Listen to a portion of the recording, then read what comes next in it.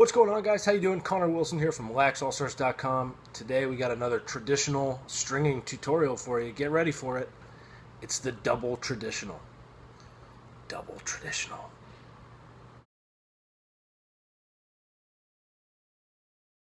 I mean, why do one traditional pocket when you can do two traditional pockets? I got a Vogel Patriot here. I'm going to show you how to string this pocket. It's easier than it looks, but there are some tips and tricks that you're definitely going to want to take into account. So the double traditional pocket is something unique. It's something different. You've basically got two traditional pockets interwoven into each other. I choose to do 4-diamond traditionals, so that kind of gets me an 8-diamond.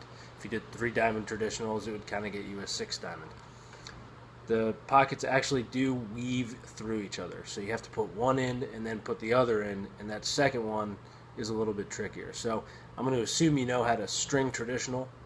If you don't, you can check out our tutorial on how to do a single string traditional stick, and then you can try to do 2 single strings on 1 stick.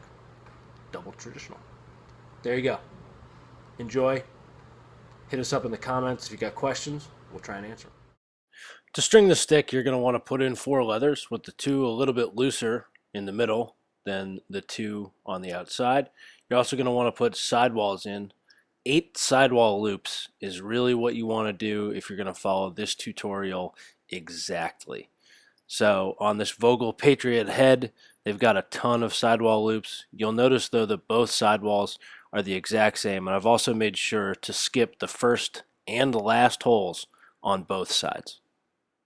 Now you're going to start out putting in a regular 4-diamond traditional. So you're going to skip every other sidewall loop. You're going to use that open bottom hole to start it on one side. You'll go up that right-hand side, and then you'll go back down the left-hand side, stringing a typical 4-diamond traditional pocket. There's nothing fancy going on here. It's really pretty basic. As you can see, I've got this 4-diamond pocket done. I've skipped every other sidewall loop. My sidewalls are asymmetrical. And you can see that since it's a 4-diamond, the pocket's a little bit messy. So I'm going to throw a tennis ball in there and start messing around and fixing up the tension in my stick. So now I got my tennis ball in. Tension's still a mess, but now I've spent some time and it looks relatively tight, pretty clean. You know, you really want to have a good 4-diamond traditional pocket done at this stage. That's kind of your goal. Then you're going to start your other side using that other open bottom hole. In this case, I'm using orange. Now I go underneath the piece of gray string and then string the same traditional pocket I normally would. Then I'm going to go over the next piece of gray string and again put in another same knot. Then I'm going to go under a piece of gray string back to the leather. I think you can guess what I'm going to do next. I'm going to go over that gray string, then under, then over, then under, then over, then under, and then back through the top of the leather.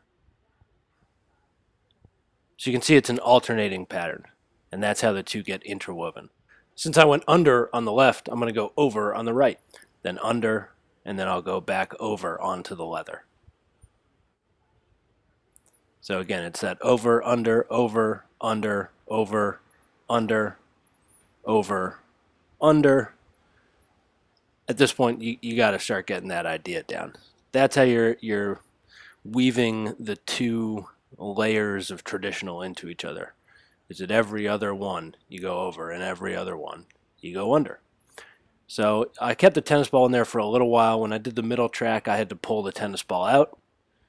Of course, trying to maintain tension. It's still a little messy, but I will clean it up more a little bit later.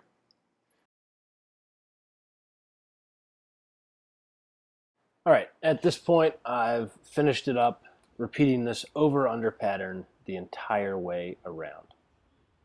That really locks the 2 traditional pockets into each other quite nicely. It also looks very cool. If you just have one sitting behind the other, it really doesn't have quite the same effect, quite the same look. So again, the pocket's a little messy, but now I got to fix up the bottom. I need to wrap my leather around this cross lace. You can see I've done that on the right. And this is how I hold my cross lace in place at the bottom. I do this instead of cutting the leather because I feel like that really weakens the leather and allows it to break a lot faster. So now pull them over on both sides, and you can see that that cross lace is not going anywhere.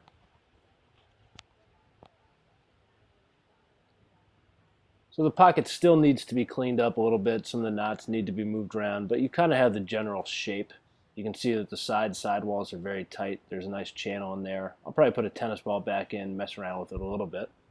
Shooting strings are really very easy. As you can see on the bottom shooting string, I go underneath the orange, over the gray, underneath the orange, over the gray, and then I'm going to wrap that back around, following the opposite pattern when I want to finish the other half of that shooting string. This pocket will definitely take quite a bit of break-in time. It's not going to be ready to go right away. So I'm going to throw a tennis ball in there. You already see it looks better. A little bit of wall ball will do wonders for this pocket. So there you have it. This is a completed double traditional pocket. The two traditional pockets interweave into one another. 8 sidewall loops for a 4-diamond traditional. Each one started from each side, the left and the right. And that gets you that kind of mirror image. So give it a shot. We'd love to see what you come up with. This is a great pocket. Highly recommend you stringing one.